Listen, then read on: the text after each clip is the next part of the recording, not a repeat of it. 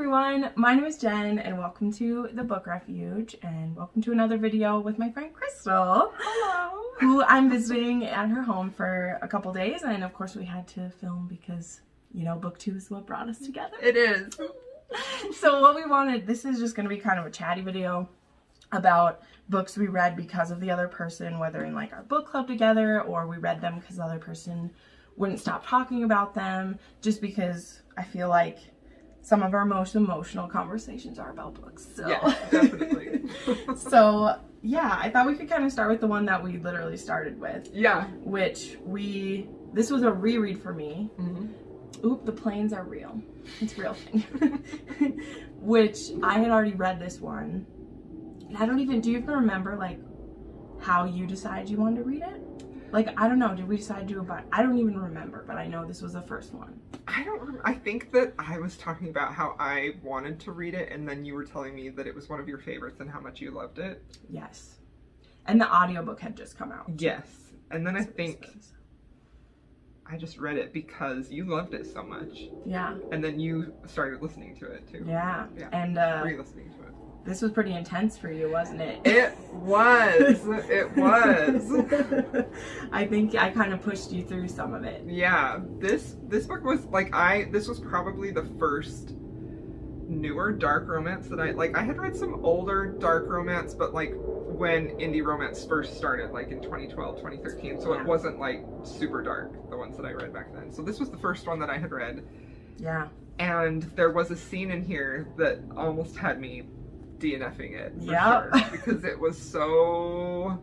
But what I loved, what started this for me, like, that it was more than just a buddy read, is that when I told you why it was powerful to me, you were like, I can see that perspective. Because there are a lot of people who, when we read something that, fair enough, non-consensual things can make you DNF a book. Like, that is completely valid, that can be triggering, all these things.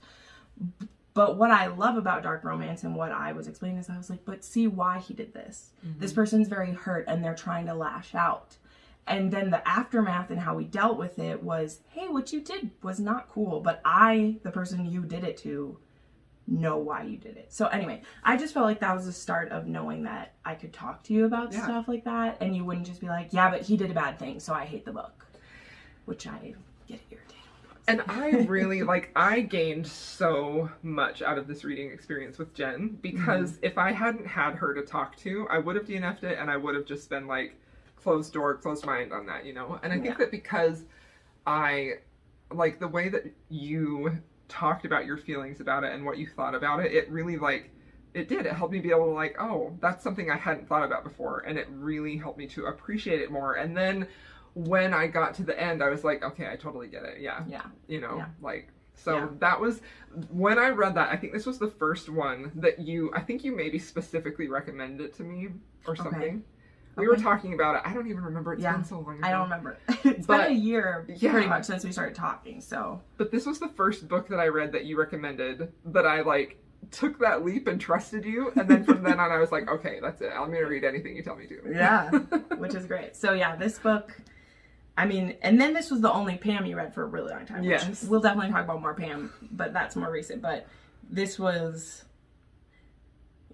but this book is such a good crossover because the historical story being told is so awesome. Mm-hmm. And then because it's Pam Godwin, she's like, but also I'm going to make you squirm and question what's happening. Yes. So anyway, that was kind of the first one that we felt that about. Definitely. Yeah. I don't know. My turn? Sure. Okay.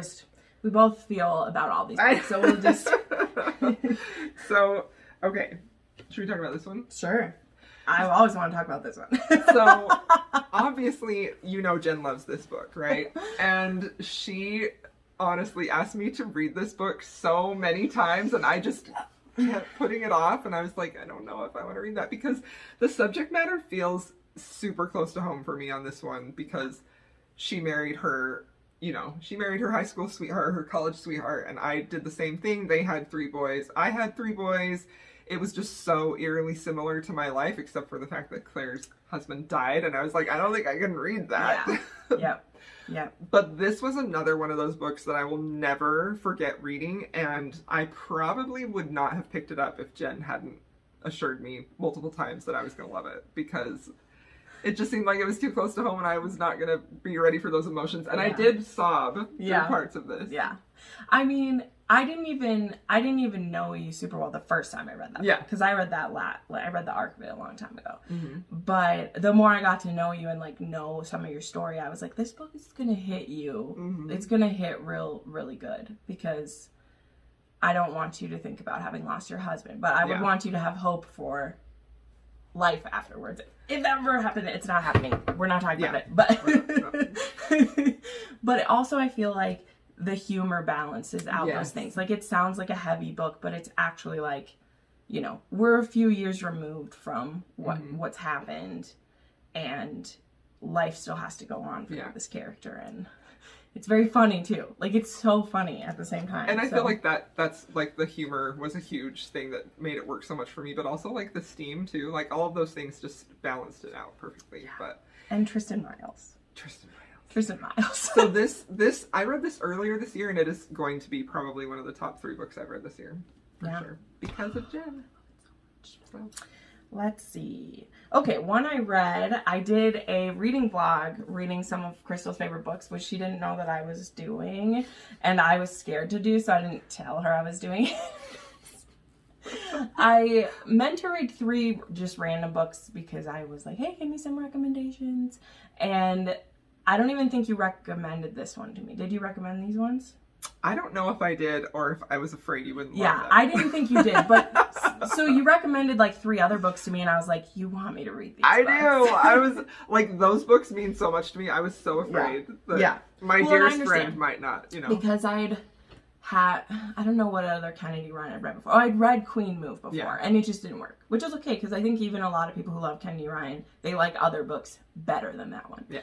So I was doing a reading vlog, and I also read this whole trilogy, but this book is the one that hits a lot of people the most. Mm-hmm. And it has like a lot of triggers for me in it. Like, I have very few triggers, but some of the stuff dealt with in this one are them. But I think because I kind of read it in secret too, I was kind of like, I'm just gonna feel what I'm gonna feel. Like, but the way Kennedy Ryan writes like real things in her books, and you can go through them with her in like a cathartic way, just makes them so powerful, because we love fantastical stories, we love historical romance that sweep us away, but when you're reading about like painful things people are going through, and that their love is what carries them through, like, that's what we want. Yes. That's what makes it inspirational. It's not because it's providing this huge, you know, ideal that we can't live up to. It's, how are you going to love someone every day the best that you can, imperfectly, all the time? And I love it so much. Grip of Persona is so great. They're my favorite. And they can get it too. Like, oh yeah, Kennedy Ryan does not hold back. It's gonna happen. I remember when you were reading all of those that were like my favorite books, and like you weren't talking to me about them, and I was like, what is going on? I know, because I was talking for the camera. I was like, you're gonna like this, but and I did. I loved it. Yeah. Well, because also I was like, if I end up not liking these, we'll pretend it didn't happen. And that was a smart thing to do, because you picked some that were super personal. Yeah. Well, I know when people have read books that I have done, and they are beat by beat telling me how they don't like it. Yeah. We talk about that a lot. We do. We love when people want us to read our books. That's why we have Booktube channels, is to get recommendations. But it's a lot of pressure when you don't like someone's book. Yeah, yeah. Especially when you know it's very dear to me. Because if you love it, I want you to tell me. And if you don't talk to me.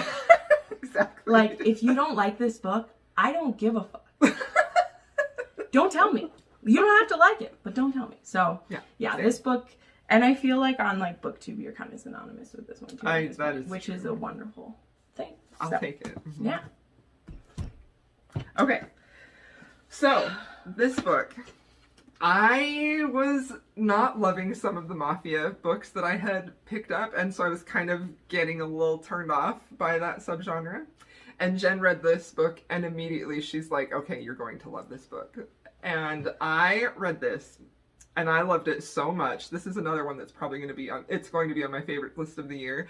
I just completely fell in love with this story, and it just like amazed me at how much Jenn was able to just like hone in on the things that I like. And she's like, yes, this is a Crystal book, you will love that. So this had pretty much everything that I love about it. Super protective hero, an age gap, older couple, and he's older than the heroine, but like they were more mature, like she's in her 40s, right? He's 48 and she's 38. Okay, like that's what or 46 and she's 38. But yeah, I loved that. And this was just such a fun, enjoyable, I loved it. It was a new favorite immediately. Yeah. So I did pretty good with all the Mafia readathon. You did. You tried like random Mafias before. All the books you picked for me for the Mafia readathon that I was able to read, I loved all of them. But this one was my favorite. Yeah. That one was fun for me too. That was when I was binging all of her books, and some of them haven't worked, but like when she gets it right, those ones are. It was just so different too. Like I just wasn't expecting this at all. Yeah. Like it had a little bit of like lightness to it, and I don't know. I just loved it. I like her friend group too. Yes, like, I do too. In Mafia books, it's always either an arranged marriage, she's 18, she has nobody else, and so then she has to kind of like glom onto this guy because she has nobody else.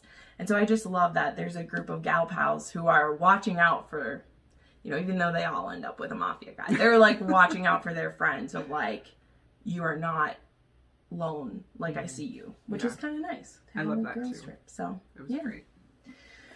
Well, I'll do this one first because this was earlier, and I had been planning to read these books because they get recommended all the time, the Maiden Lane series, but Crystal started reading them first in our like friend group, kind of like our friend Justin had read a couple of them before, but she hadn't finished them, and then you just started like binging these. Yeah, I don't even know what happened. I just picked one up and then I couldn't stop. Yeah, and then it's funny too because Crystal's bad at finishing series. I am bad at finishing series. But I think that because me and Tiffany and them are starting, she's like, I have to stay with them. If not ahead of them, like I have to stay with them. So I was determined to stay with you guys, like so we could at least be talking about them at the same time because I'm much slower, and so usually if Jenn reads a book, I don't get to it for several weeks later. Yeah. So that was really fun to be reading them all together. Yeah. And this one was my favorite, honestly. It's great.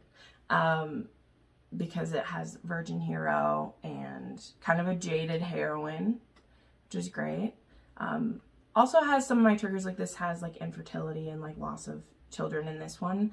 But I just love this hero so much. He's on my top list of a lot of the heroes in this series, by the way. Like, I'm just holding this one because we used it in another video, but I loved a lot of the heroes in this series. Elizabeth Hoyt, and this is kind of when I knew I wanted to push you more towards dark romance stuff too, is because these are darker historicals. Like, they're dealing with, you know, child abuse rings and like child in servitude and secret societies that do bad things. So she writes it edgier. Yeah, and a lot of the heroes in her books kind of have that anti-hero vibe where they do bad things for good reasons. And historical Batman. Yeah, exactly. Historical Batman. Justice League or whatever.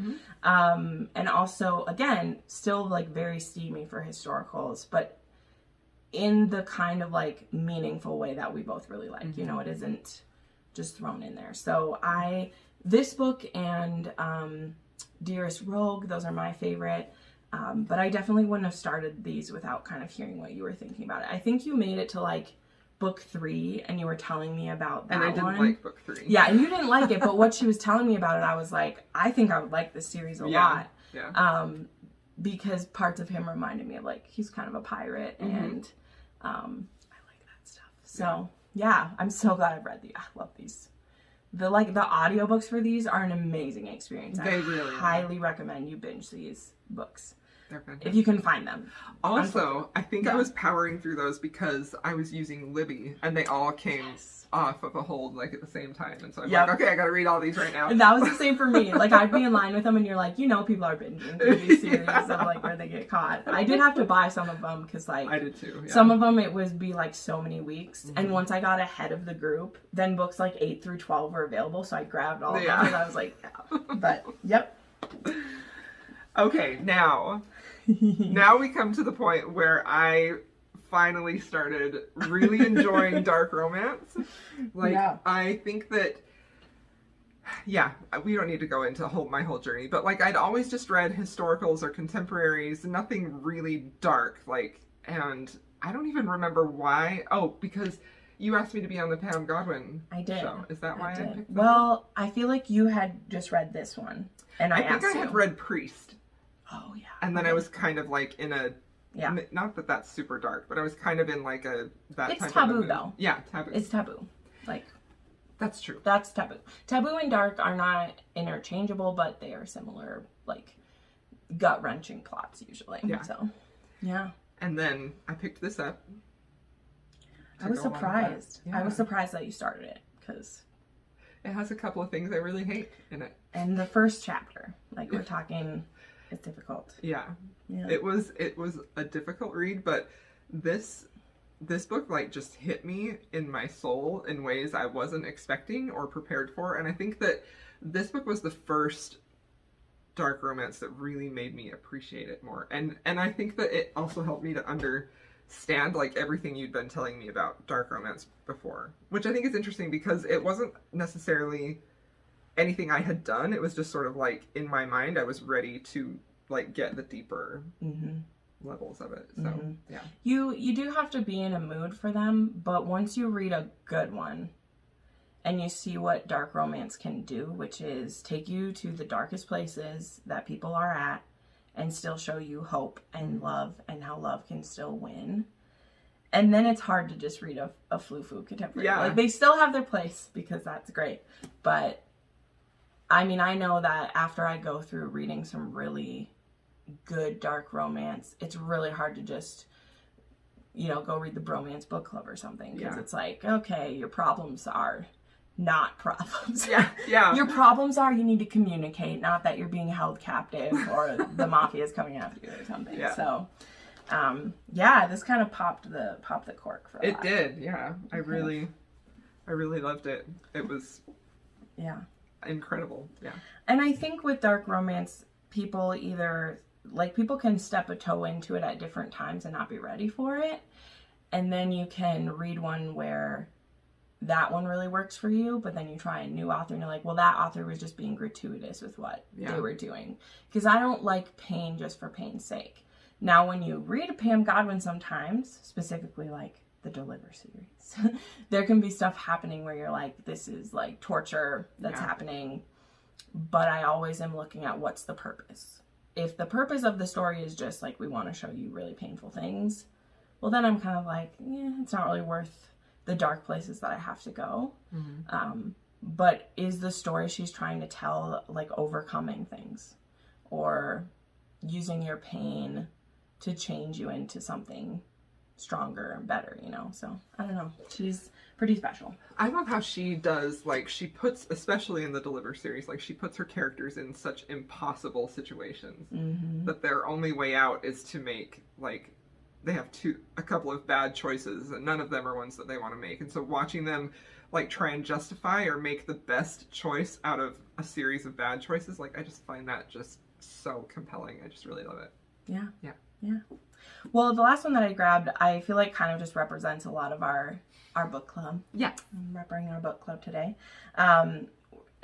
Just recently we read Indigo, which is one of Crystal's favorite historicals. So not long into our friendship, Crystal asked me to do the Rake Appreciation Society with her. And I was like, yeah, I'd love to do a book club with you. I was so happy. Yes. And so we've been doing that for almost a year now.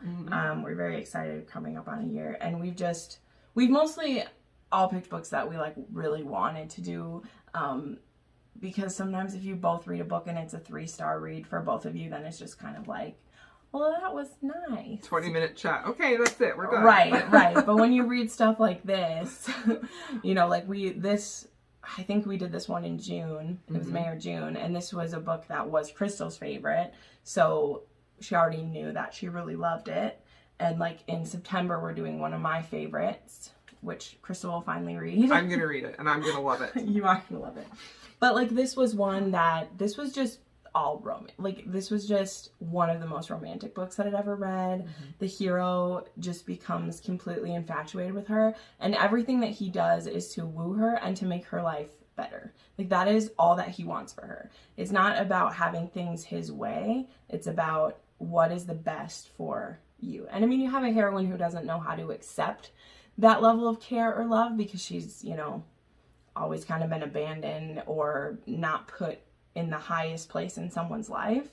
But when you get a hero that's just like, I know where you belong and you're my queen. You don't belong doing this other stuff. And Gallon really does that. He's the best. So this book just really kind of represents our book club and everything that's been, which has been amazing.